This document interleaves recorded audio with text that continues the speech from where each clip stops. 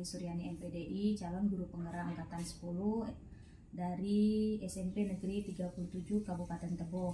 Izin melakukan wawancara dengan Ibu Kepala Sekolah, Ibu Kristiana Dewi Wulandari SPD dalam pengambilan keputusan dalam materi demonstrasi kontekstual modul 3.1.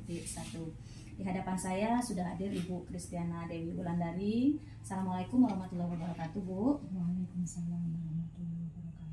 Izin kami melakukan wawancara untuk menyelesaikan modul 3.1 demonstrasi kontekstual berkaitan dengan pengambilan keputusan. Selama ini apakah di sekolah SMP Negeri 37 ini pernah mengalami kasus bagaimana cara Ibu dalam mengambil keputusannya, Bu? Silakan, Bu. Terima kasih atas waktu yang diberikan. Bentar, Bu. Lupa tadi, Kak.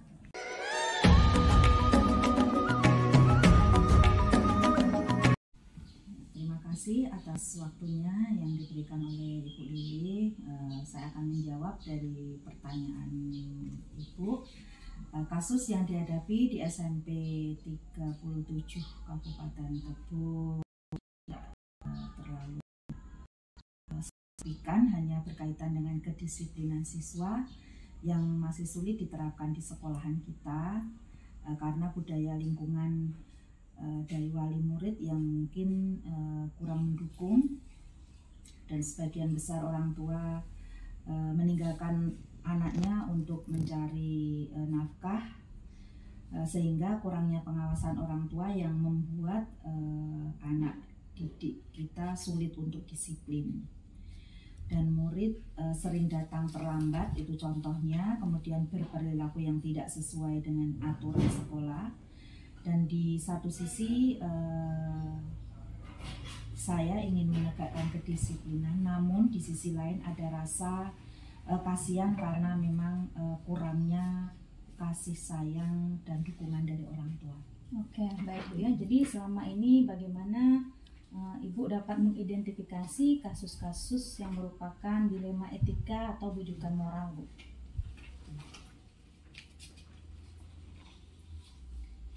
Ya, berdasarkan kasus tersebut memang terjadi dilema etika yang ditandai dengan adanya pilihan yang sama-sama benar. Tidak ada bujukan moral dalam kasus ini karena tidak ada pelanggaran hukum yang terjadi. Sehingga untuk mengidentifikasi antara dilema etika dan bujukan moral perlu dilihat dari tipe kasus dan pilihan yang muncul. Oke. Selanjutnya, Kak aja dulu, Kak.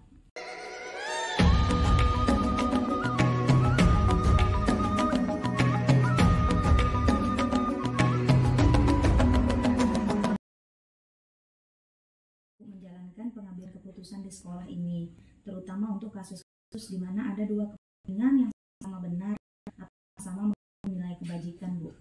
Oke. Selama ini dalam menjalankan pengambilan keputusan itu harus dimusyawarahkan dengan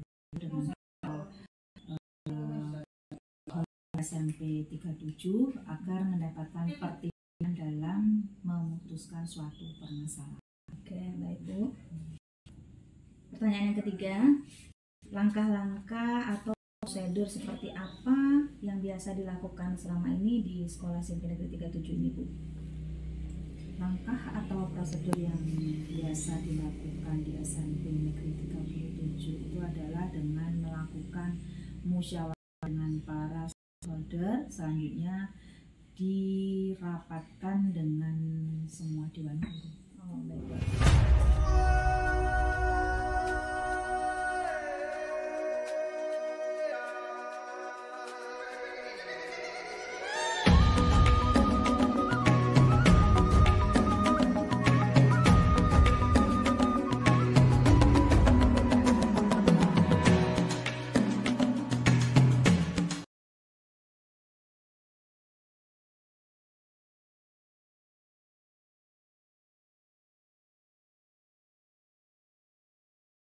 Oke, pertanyaan yang keempat ya, Bu ya.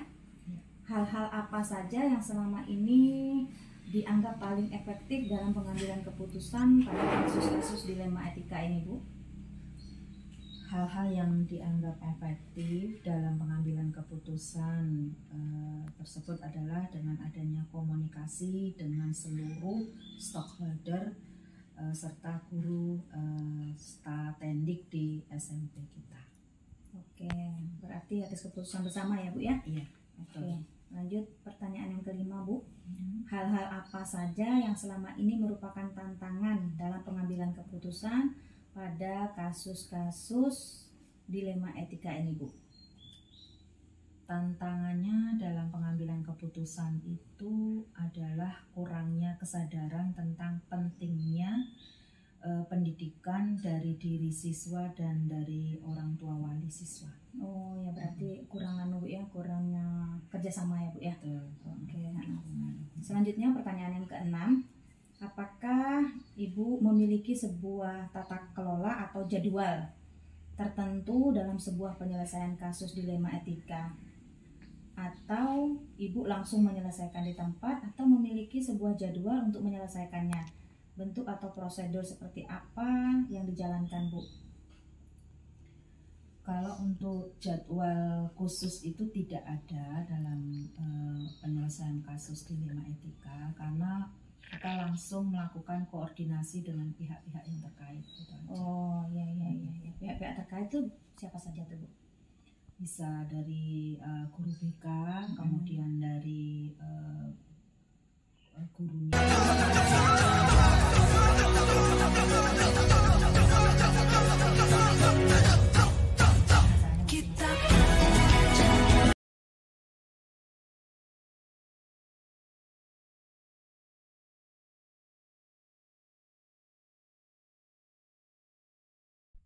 Adakah seseorang atau faktor-faktor apa yang selama ini mempermudah, Bu, membantu Ibu dalam pengambilan keputusan dalam setiap kasus-kasus dilema etika ini, Bu?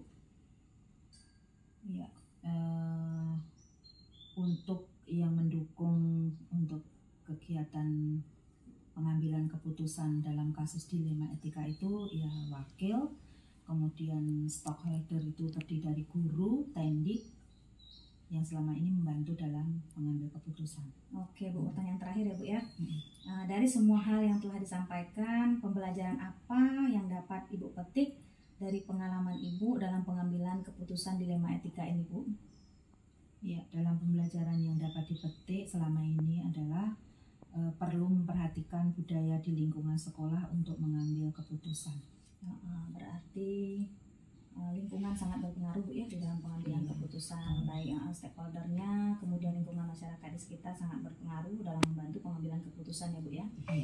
Oke, terima kasih kepada Ibu Kristiana Dewi yang telah memberikan jawaban-jawaban dari setiap pertanyaan dalam modul 3.1 kami, demonstrasi kontekstual. Terima kasih, Bu, atas masukannya. Mudah-mudahan ini bisa menjadi langkah-langkah saya khususnya calon guru penggerak nantinya untuk dapat melakukan pengambilan keputusan dalam setiap permasalahan yang kami hadapi. Sekali lagi terima kasih, Bu, atas waktu dan kesempatan yang sudah Ibu berikan. Kami tunggu, Bu,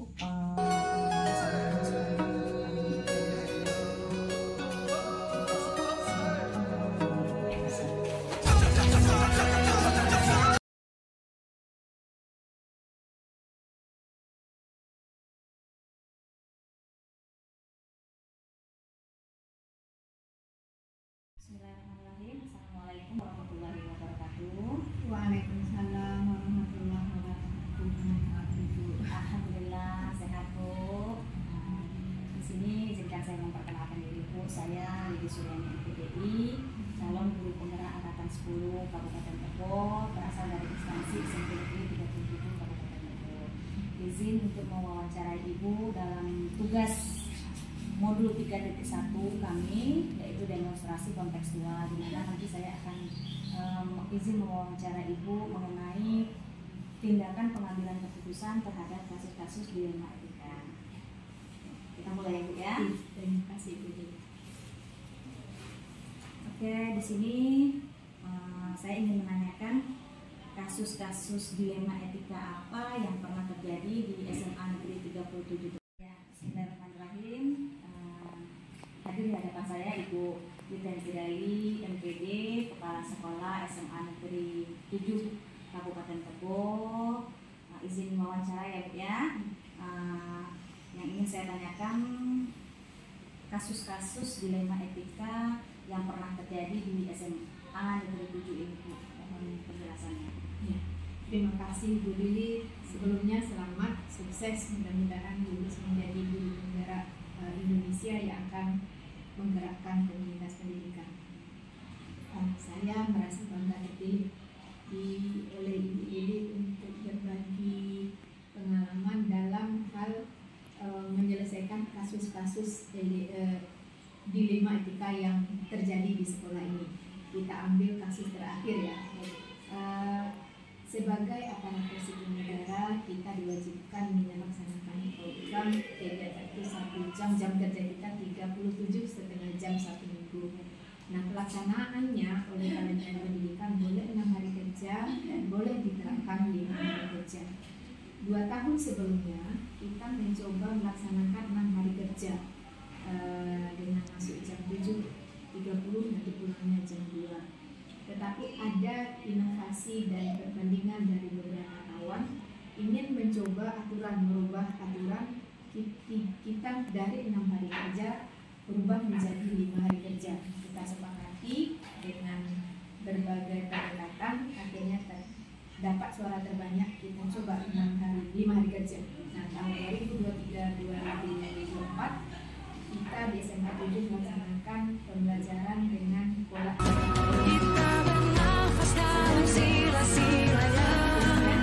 timbul masalah baru, sehingga tahun ini kembali ke 5 hari.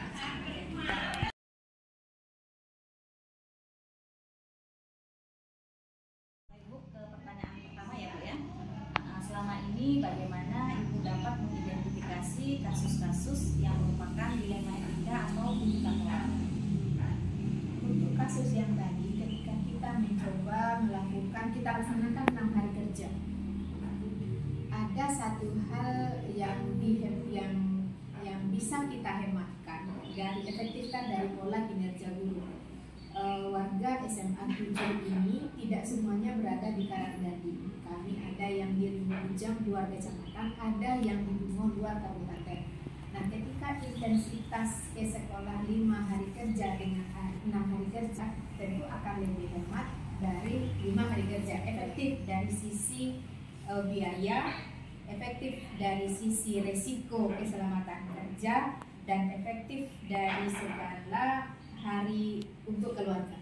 Nah, tetapi sudah kita cobakan selama 6 hari kerja, pola kita akan mengacu kepada keberpihakan kepada tenaga pendidik dan guru. Nah, ternyata 6 bulan pertama peserta didik merasa kewalahan.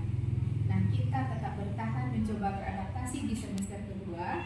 Di semester 2 yang merasakan lebih yang di luar dugaan kita, perasaan peserta didik itu tersampaikan ke wali murid, dan wali murid sampaikan ke sekolah bahwa peserta didik tidak mampu mengikuti pembelajaran selama 5 hari kerja karena maksa mereka di rumah hilang di waktu sorenya, sementara orang di sini sore itu adalah membantu orang tua. Berdasarkan itu pola pembelajaran dengan kurikulum merdeka yang berpihak kepada kebutuhan peserta didik, maka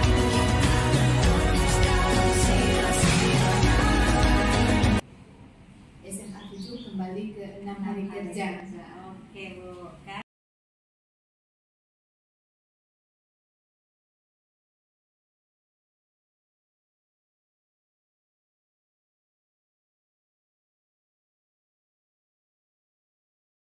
Pertanyaan yang kedua Bu, selama ini bagaimana Ibu menjalankan pengambilan keputusan di sekolah Ibu, terutama untuk kasus-kasus di mana ada 2 kepentingan yang sama-sama benar atau sama-sama mengandung nilai kebajikan? Ya. Terima kasih Bu Lili. Khusus masyarakat kepada kasus ini. Iya, Kak. Kasus pertama, nilai kebajikannya pada peserta didik, kepada guru 6 hari kerja. Nah, kita jadikan 5 hari kerja keberpihakannya kepada guru. Sementara yang kedua itu status kebijakannya adalah kepada peserta didik. Nah, maka dalam pengambilan keputusan kita duduk bersama, lalu menimbang manfaat dan mudaratnya dan berdasarkan kepentingan masa depan. Nah, yang masa depan yang punya masa depan itu adalah peserta didik. Hasil musyawarah di awal pembelajaran kami SMA 7 sesudah merefleksi, sesudah berpikir ke depan dan memutuskan bersama bahwa tahun ini SMA 7 kembali ke atas. Oke, Bu. Ya.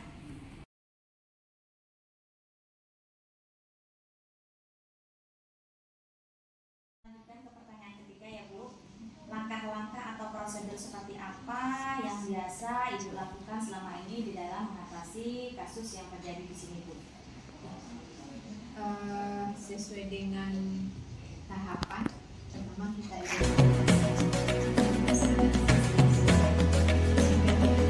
kasus proporsional.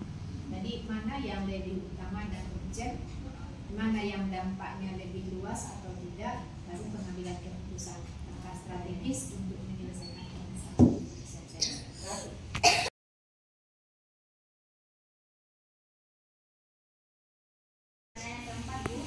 Hal-hal apa saja yang selama ini Ibu anggap lebih efektif dalam pengambilan keputusan pada kasus dilema etika ini? Hal yang paling efektif dari sebenarnya setiap permasalahan itu menghasilkan satu energi positif yang disebut dengan daya juang. Jadi semakin rumit permasalahannya, semakin tinggi daya juangnya. Jadi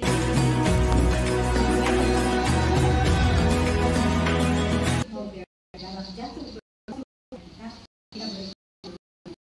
belakang.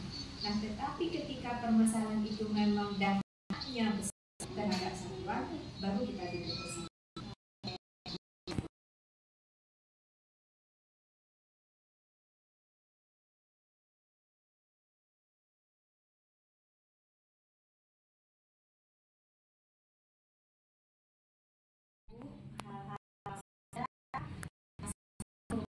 Pengambilan keputusan pada kasus dilema etika ini.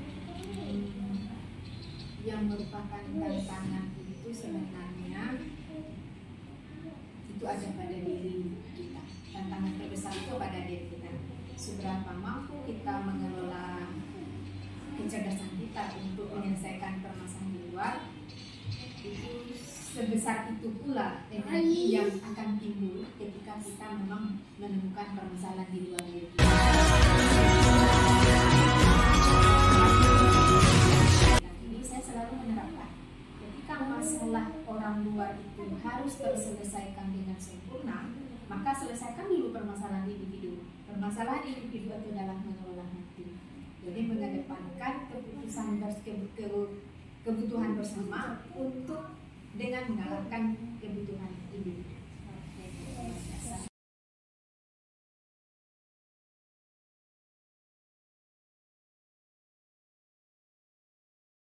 Selanjutnya, Bu, apakah Ibu memiliki sebuah tata cara atau jadwal tertentu dalam penyelesaian kasus dilema etika atau langsung menyelesaikan di tempat kesehatan? Apa yang Ibu jalankan selama ini? Kalau dilema etika tematik, jadi ketika terjadi selesai langsung saya selesaikan. Jadi jangan tunda penyelesaiannya besok, karena permasalahan hari ini ketika ditunda besok dia akan menambahkan kerikil-kerikil baru. Jadi tuntaskan hari ini, jangan bawa masalah pulang. Selanjutnya,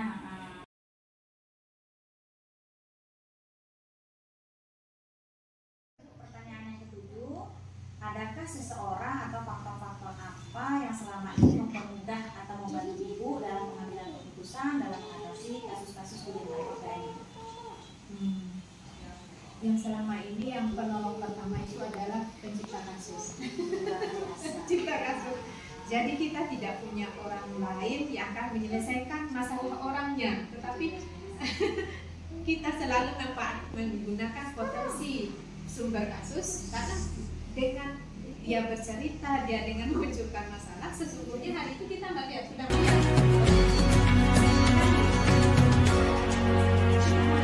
pendengar. Sebenarnya kasus itu juga diselesaikan kepada pencipta problem. Jadi tugas kita sebagai pemimpin itu ya hanya manfaatkan potensi, gali permasalahan itu dengan pertanyaan pemantik yang memenuhi dan tepat pada sasaran.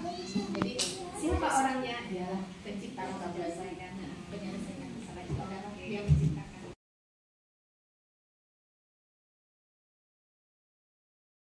Pertanyaan yang terakhir Bu ya, dari semua hal yang telah Ibu sampaikan tadi, kira-kira pembelajaran apa yang dapat dipetik dari pengalaman pengambilan keputusan di Dilema Etika ini? Banyak hal sebenarnya.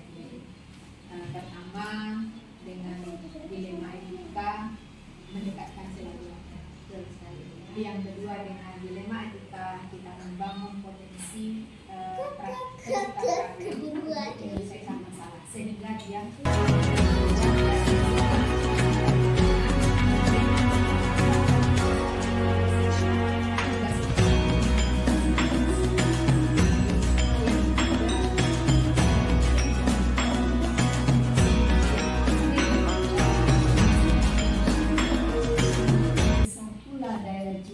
dan solusi dari penyelesaian masalah. Jadi bergeraknya kita lebih cepat. Oke,